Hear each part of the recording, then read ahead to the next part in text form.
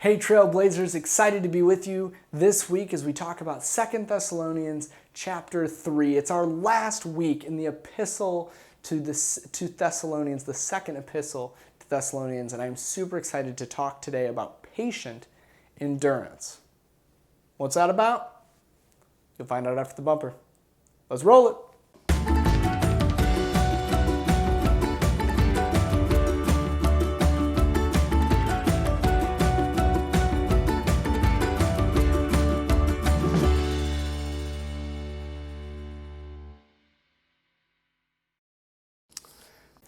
Hey, welcome back, Trailblazers. We are going to be talking about this concept of patient endurance. And to do that, I want to read first from Paul's second letter to the Thessalonian church.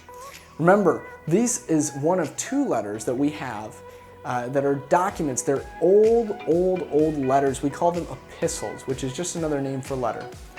That Paul, one of the apostles, one of the first early Christians, wrote to a group of people in a place called Thessalonica.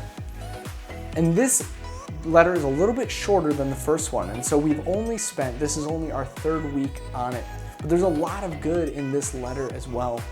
And specifically, we're going to be talking today about verse 5. So 2 Thessalonians chapter 3, verse 5, and it goes like this. May the Lord lead your hearts into a full understanding and expression of the love of God and the patient endurance that comes from Christ. To do that, I want to tell you a story. When I was growing up, when I was a little bit older than you are, or maybe I was just about the same age as the oldest of you, I remember I really wanted to go bowling for my birthday. Now, my birthday is kind of a unique time in the year. It tends to be right after school starts back up after Christmas break. My birthday is exactly 2 weeks to the day after Christmas. So if you remember this year, think about the day of Christmas, and 2 weeks later, that's my birthday. Well, on my birthday, I had told my parents I really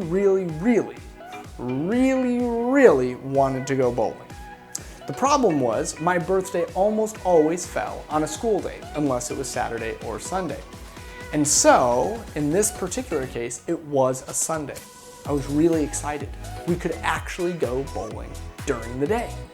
And so, I waited the Saturday before. I made sure that I told them well before, and then the Saturday before I said, don't forget guys, tomorrow we're gonna go bowling. And then on Sunday morning, we got up, we went to church, and I told them after church, don't forget guys, we're gonna go bowling. But when we got home after church, we got some troubling news. One of my grandparents was not doing well and they were in the hospital. And we had to go and visit them. And so we did. And as a family, that happened. And when we got back, we had to go and find out what my older brother was doing. He had moved out of the house because he's 10 years older than I was, and I believe I was 10 at the time. He was living with his own family at that point.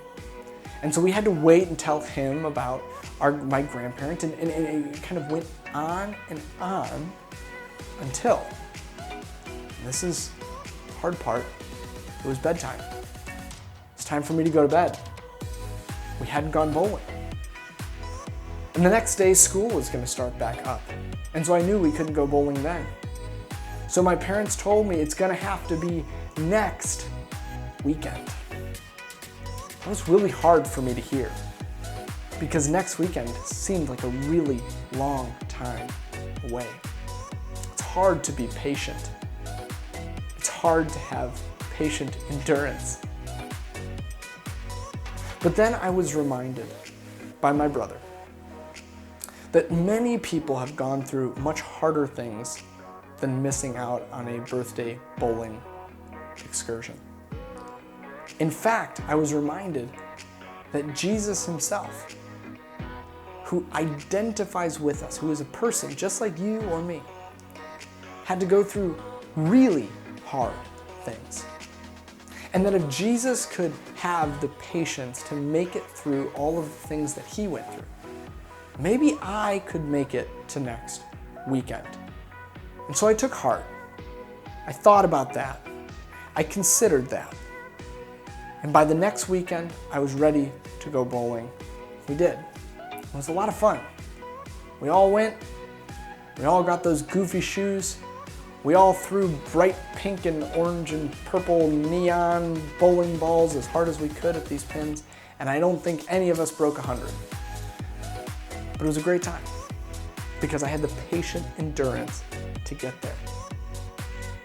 I tell you that story because I think for many of us, we don't have the same patience that we once did. We live in a world full of things that happen right now. I bet a lot of you don't even know what it's like to have to wait to find out an interesting thing, right? Your parents have cell phones. Those cell phones can pull things up right away. If you ever want to watch TV, you don't have to wait until your show is on in the evening or something like that. You can pull it up on whatever streaming service right now. You see, we live in a world of immediacy. What does that mean? It means that so much of our world is just right there, and you can grab it, and you don't have to have patience, and you don't have to endure. You can just have it right away. Well, one of the downsides to that is we don't get to experience the true value of waiting.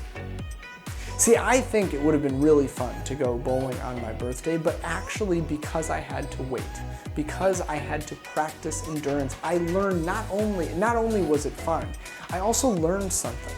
I learned something about God. I learned something about God's love.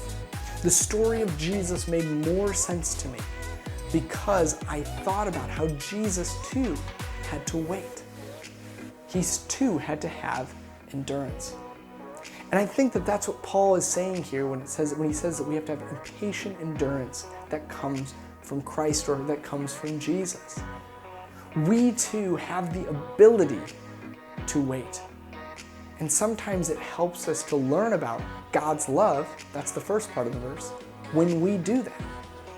And so, I encourage you this week, there's going to be a time at some point, I promise you, when you have the option to wait for something or to have it right now. And I know it's going to be really tempting to get it right now. I know it's hard. You know, even as a grown-up, I still really like to have things right away. But I want you to think for a moment, what can I learn from this experience? Maybe I can wait.